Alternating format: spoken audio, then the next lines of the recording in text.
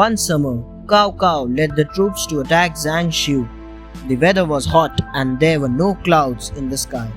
It was a long march through the mountains. It was the blazing heat of the sun. There was no trace of water. The soldiers were breathless.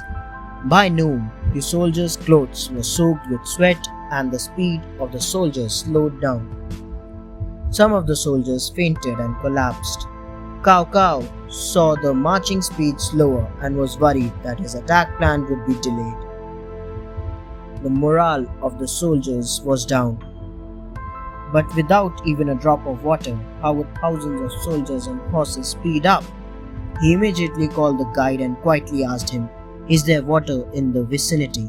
The guide shook his head and said, "The spring is on the other side of the valley, and it is a long road to reach there." Quench thirst by thinking of plums.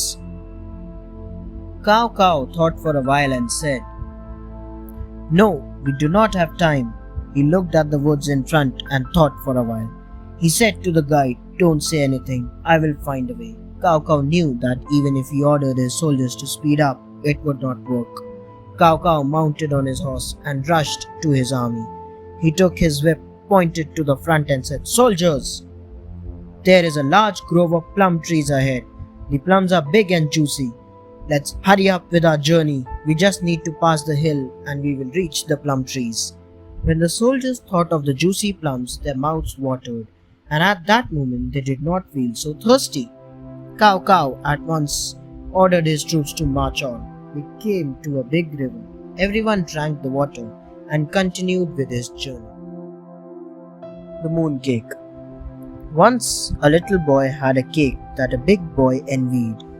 Planning to get the cake, the big boy said, "The cake would be prettier if it were like the moon." The little boy gave the cake to the big boy to make the necessary changes.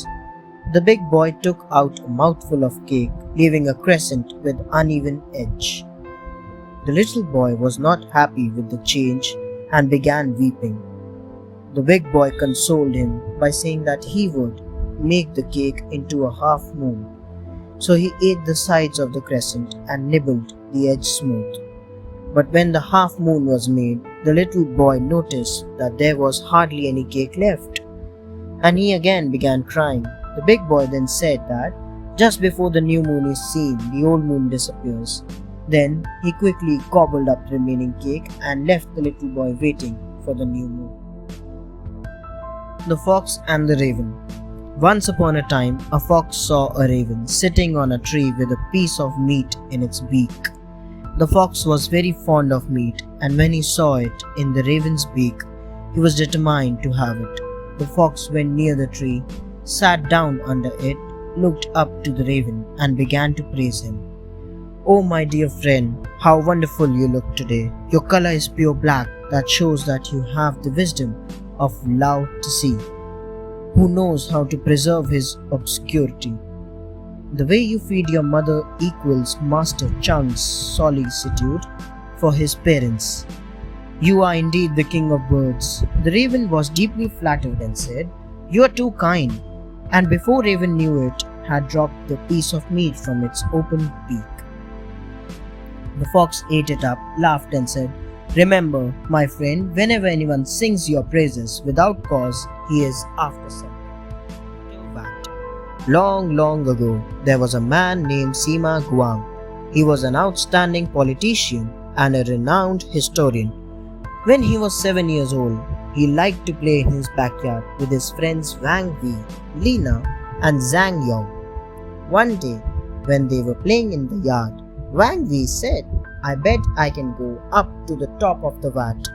A water vat is a very big tank used for keeping rainwater. Lina asked him not to go to the top of the vat as it was too high. "It is not too high for me," said Wang Wei.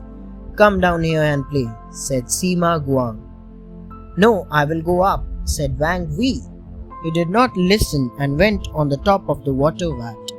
When he was at the top, he called, "Look at me," and he lifted one of his legs up in the air. Sima Guang breaks the vat. "That is good," said Zhang Yong. Suddenly, he fell into the water-filled vat. I cannot swim, he called. The water is too deep.